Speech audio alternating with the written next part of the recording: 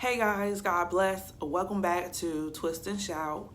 I'm Shar, and today we are going to talk about my fast from Facebook.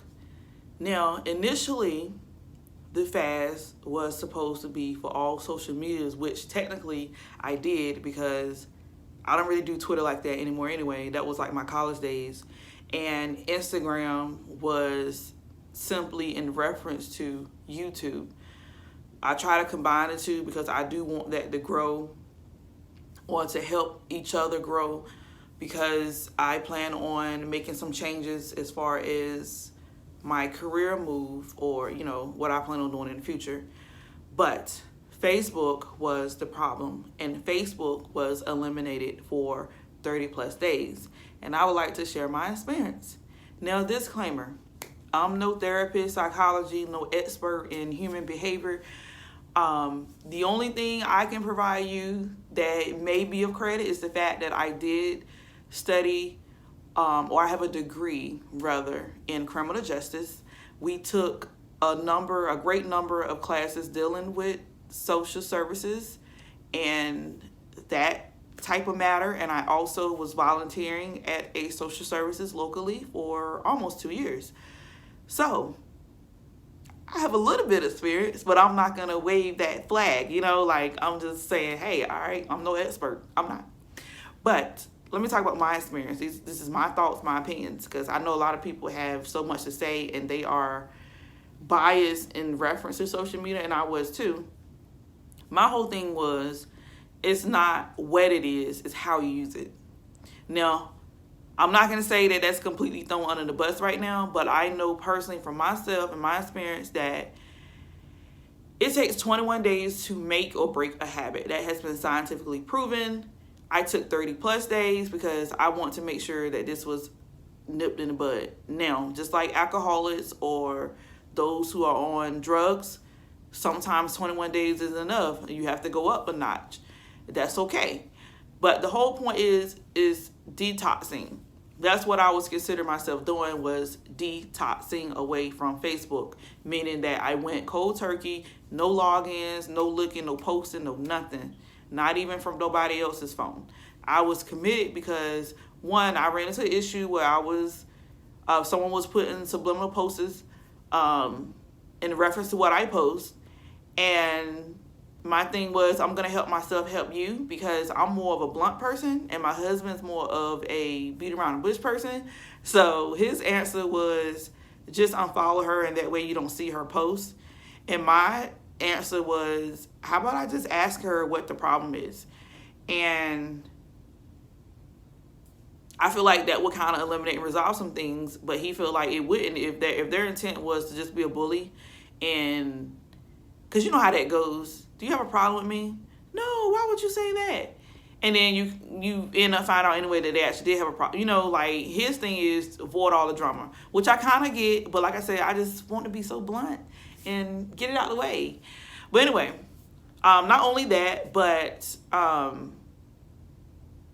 me blindly was sharing some things that I found out were either cult related or Black Hebrew Israelite. Because mind you, they believe in God. They just have a different perspective of Jesus and this walk that we consider faith. So I'll leave it at that because I don't want to offend anyone, obviously. But the truth is the truth, right? So they may say something that was, it made sense to me, and me not even paying attention to who it was or what the organization was, I would share it. And my husband be like, yo, did you realize what you shared? And I'm like, oh, snap. No, because obviously I don't want to seem like I'm supporting that, but that's just me moving too fast. And it wasn't okay, because if somebody's looking at me, they're going to think that I accept the whole matter and not just the post. And people say all the time, where it's just Facebook, is not real. No, sweetie. No matter how much you preach till you're blue in the face that Facebook is just Facebook, some people live by Facebook. Some people die by Facebook, literally. So it's beyond just a blue app. people take it so seriously, and you have to be serious and careful about what you post and how you interact on there, because somebody's always watching. And especially now in my position as a first lady, I cannot be making those kind of mistakes. But you live and you learn. So I went off and was off for probably about 40 some days, actually.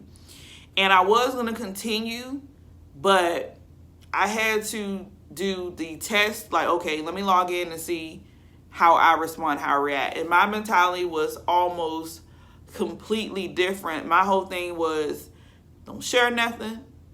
Even if you like and agree, that's fine. You can like it. But even with your likes, be careful, because your likes are you endorsing messages and people. So you want to be careful with that too. And no matter how much you try to say that it's not the case, that is absolutely the case. That's the whole point of the like button, is so that Facebook can create a feed that caters to your interests. And a like is a thumbs up, is approval. That's the whole point of it. Anywho, so what I learned most importantly is that, one, I can't live without it.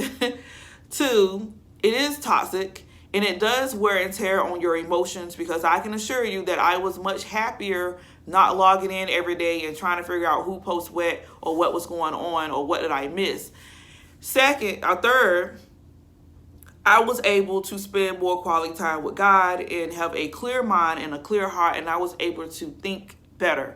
And like I said, I will leave that for myself. I would say that may not affect everyone in that particular aspect, but for me, as someone with a busy mind and possible ADHD, to not have it, that nerve-wracking, I gotta go see, I gotta go look, I gotta click, I gotta share, I gotta like, I gotta be the first one to say this, and actually put that energy and time and effort into God, I was at peace, and I was more productive in my mornings. I was able to film better, study better.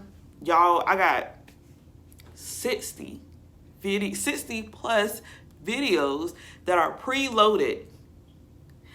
With that being said, I'm gonna take a break too. But I was able to be more productive and have a sound mind. Like, I wasn't influenced.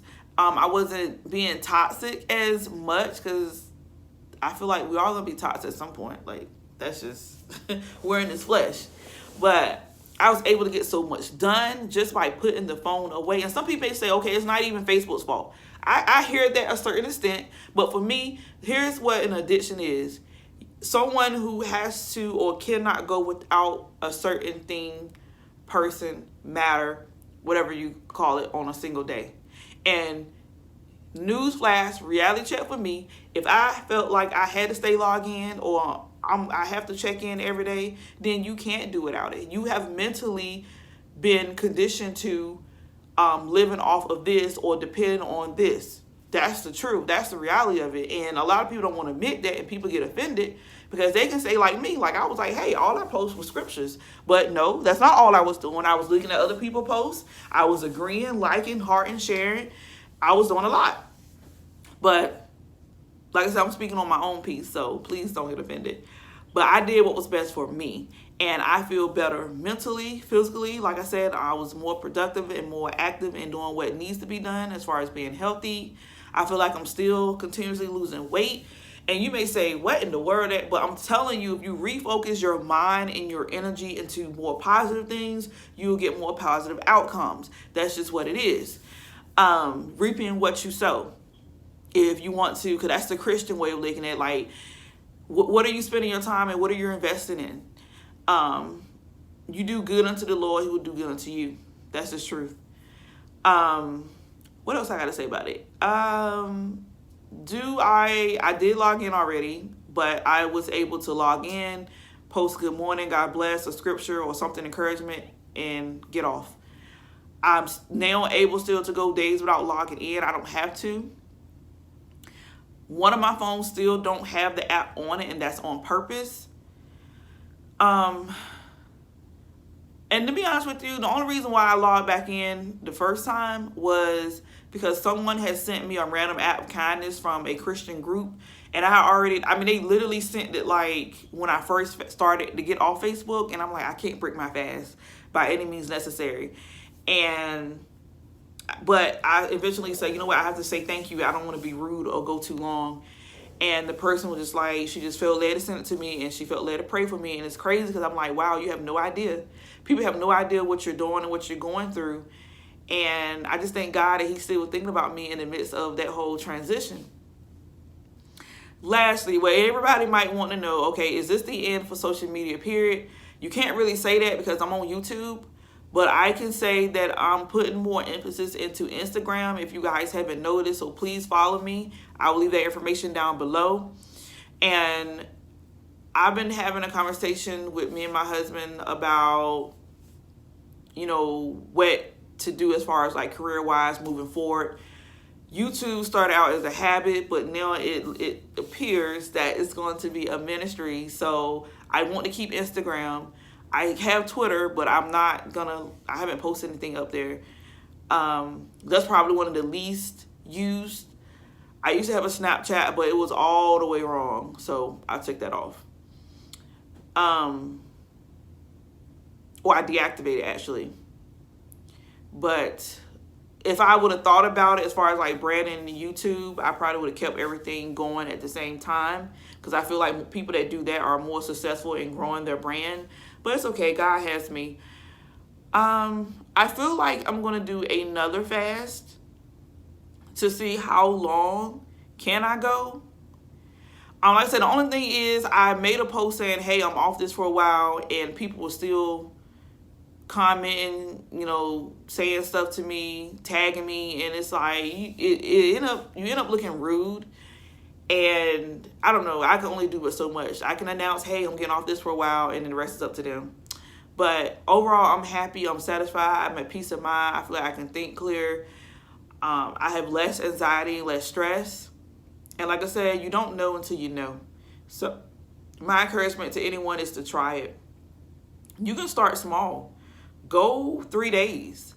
Try a week. And I can almost guarantee you that you're going to feel a difference. If you replace social media with spending time with God or praying or reading your Bible, you're going to feel so much better. So much better. I give it 2 thumbs up. But that's just my update. So, yeah. I love you guys. God bless. Take care. Bye.